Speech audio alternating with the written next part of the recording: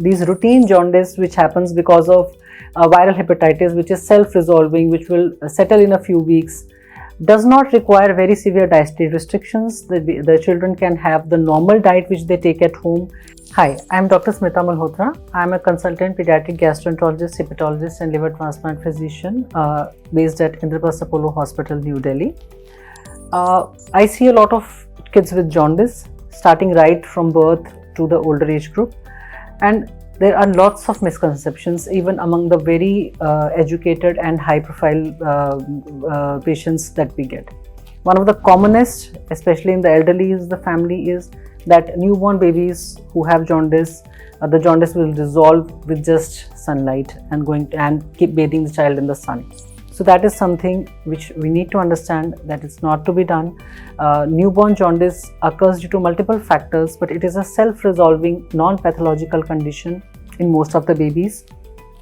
And your pediatrician, whoever is looking after, will be able to monitor with what you need to check, how severe it is, by just examining the baby. If the baby's jaundice, to what extent, is it just to the tip, till the tip of the nose, or till the chest, or till the legs, which will give us an idea, and then accordingly a simple blood test or even a transcutaneous examination will be able to tell us how severe it is, and all they may need is phototherapy for a few hours to a few days.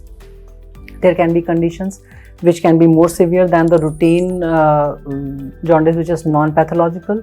Sometimes they may have some blood group incompatibilities which may require other kinds of therapies, including even exchange transfusion. So it's not to be taken lightly, it's not to be ignored, and not to be considered a thing which will be resolved with the conditions. And it's nothing to do with the mother's diet, it has got nothing to do with the color of the clothes, it has got nothing to do with anything that we could do. It is nature, and it is part of the baby's initial phase of maturation and growth. The other factors which in a newborn period are to be considered are any jaundice in a small baby which persists beyond 2 weeks of age is not to be ignored. Mild jaundice will settle.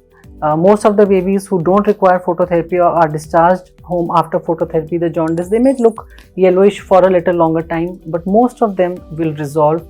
Any baby who is jaundiced after 2 weeks has to be examined by their doctor, has to be evaluated, and a blood test has to be done to see what is the type of jaundice, because bilirubin is also of two types, one is direct and one is indirect. So the normal physiological jaundice in newborns, which resolves by 2 weeks, in preterms it may take 3 weeks, but most of the times it will resolve in 2 weeks. They are the ones who may not require frequent monitoring or screening, but once it is beyond 2 weeks, it has to be evaluated. And if it is direct kind of jaundice, then that is a jaundice which is a serious one. That is a jaundice which indicates liver disease, which needs to be evaluated. Whenever this condition is there, look at the color of the stool. Any baby who has stools which are not yellowish, if they are clay colored, they are whitish, then that is a red flag, and you should immediately report it to your doctor, rather than waiting that this is a normal newborn wala jaundice which जो सबको होता है और ठीक हो जाएगा. We see patients who come very late at 2 months, at 3 months, that we were told कि इसको धूप दिखाओ ये ठीक हो जाएगा, और मदर को हल्दी मत दो तो ठीक हो जाएगा, and all those kind of things, and even going to alternative medications or all those things, they are to be avoided. The most common condition of pathological jaundice in newborns is biliary atresia, for which we need to do a surgery which has to be done as early as possible after birth, and after 3 months the results are not good, and then the baby will require a liver transplant. So any child who has jaundice beyond 2 weeks, who has clay colored stool, please be aware and discuss it with your pediatrician and inform your doctor whenever you see them.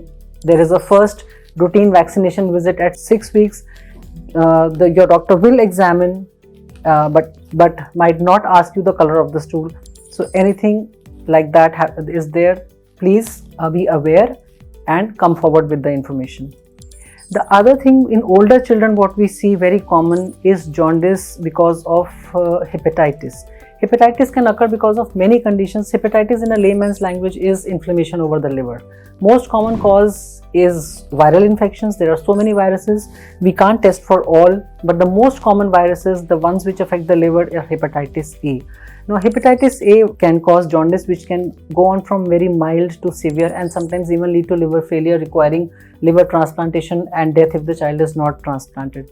It is a vaccine preventable disease. So hepatitis A vaccine is an optional vaccine which is not covered in the government schedule.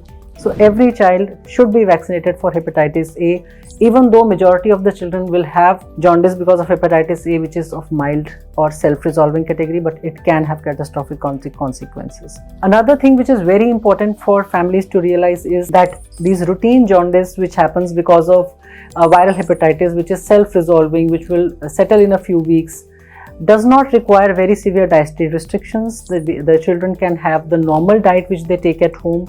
They just don't need to take very spicy or very high calorie fried foods. Otherwise, a normal diet is good enough. All types of foods can be given, and severe dietary restrictions will in fact be counterproductive because they will affect the recovery process. The other category for which diet is important is the children who live with chronic liver disease. Now, they will be in follow-up with your regular pediatrician or with your hepatologist. These are the children who will require an MCT based diet, which is MCT is very high in coconut oil. So they will be given MCT extra. Their cooking foods, we will advise coconut based cooking mediums, and these are the children who will require specific vitamins which will be supplemented, and they will require adequate protein intake and all which will be advised in coordination with your pediatrician and your dietitian. So these were the things which are I believe are relevant for general people to know, and I hope these tips are useful to you. Thank you.